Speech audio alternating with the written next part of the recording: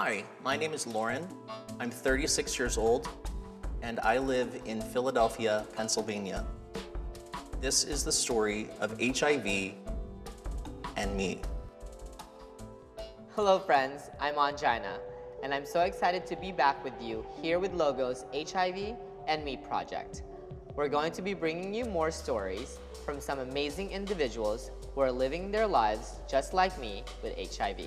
I want to introduce to you Loran. Hi. I wanted to just talk to you a little bit about your story, so I'm just gonna go right into it. Okay. Tell me about the day that you were diagnosed HIV positive. I was having anonymous sex like in my early 20s.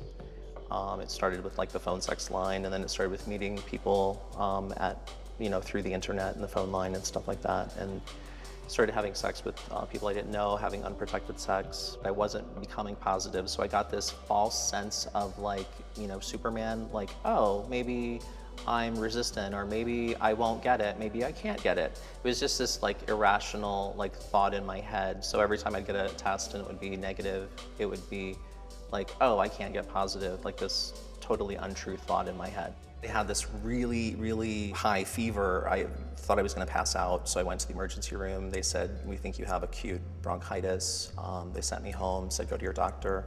Went to my doctor. In the meantime, I had gotten this rash on my chest, and he said, you have the classic symptoms of somebody who just got HIV, but we're not for sure, so let's take your blood. And I was like, whoa, so I maybe have it, I maybe don't, and I proceeded to totally worry until Monday. I was like a total wreck emotionally. I was totally anxious the entire day, and I couldn't even talk the whole day. I had to go to the doctor for follow-up results for my blood work, and he basically said that the result was positive, that I do have HIV. I walked over to the pharmacy, walked away with like my first month's medication. My thought was, if I have HIV, people on TV that I saw, if they didn't take medication, they died. So I was walking out of the pharmacy with a month's worth of medication. So I was just so happy to be like, okay, I don't have health benefits, I have medication, and as long as I take my drugs, then I know I'm gonna live and I know I'm gonna be okay. If I ever missed a dose, that's when I would start to freak out, like, oh wait, I have this disease where people die.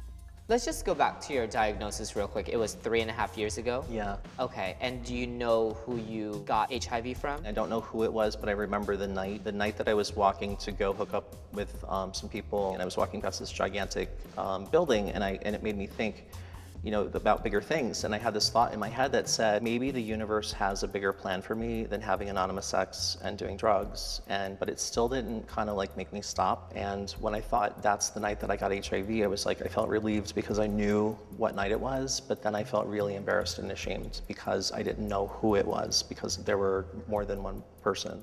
Both of my parents know that I'm gay. Okay. I've only told my sister that I'm positive. Okay. Do you plan to tell your parents? Yeah. Yeah. Yeah, so. And, I mean, I don't want to put pressure any more than what you already have on your shoulders, but when do you think this timeline is going to happen? This interview is the reason why I am gonna tell them, so. Okay. Yeah. Basically, I think I don't really know how it's gonna go, but I'm pretty sure I'm gonna call my parents and tell them, that I'm positive, and give them a few days to process it and, say, hey, check out this video with me in it, so. I think that my parents will be supportive. I'm just afraid that they're gonna worry more about me. I've always been such an open person about everything in my life. When I struggle with something, I struggle with it openly. By not telling people, by not being open, I kind of miss out on all the people who would be supportive of me.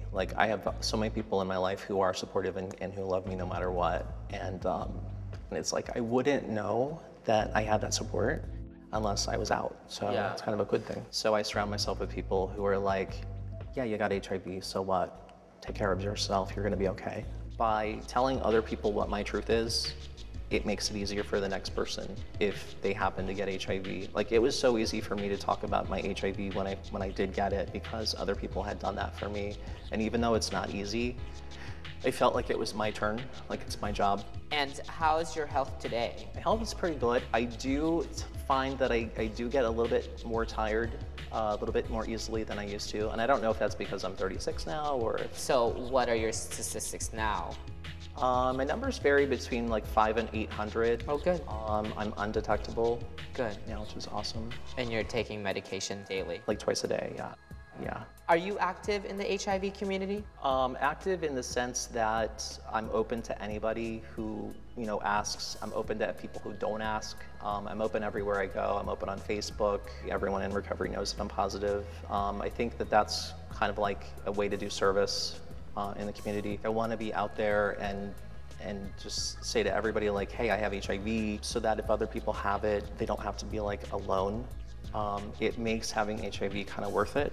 Like, this is an awful disease to have. If I can help somebody else, it actually makes it kind of like worth something or mean something. It's helping me to see that it's not something that's going to define me. It's like a chronic illness. I see HIV as like diabetes or something.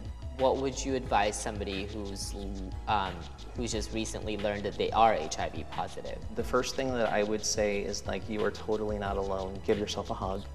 I do that every day. I give myself a hug, I say I love you in the mirror, and just hang in there. I'm only as alone as I want to be. There is so much support out there.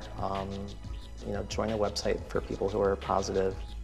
Reach out to people who guaranteed aren't going to judge you. That's what I would say. Life is too short. It's like, I have HIV, I can't change it. I can't feel ashamed about it. All I can do is just be like, hey, I have HIV, big deal. Take care of myself, don't feel ashamed. Whatever. I think you're doing a really great job, and I really want to thank you for coming onto the show. Welcome. It's an honor to be here. Thank you. Thank you very much. Thank you very much.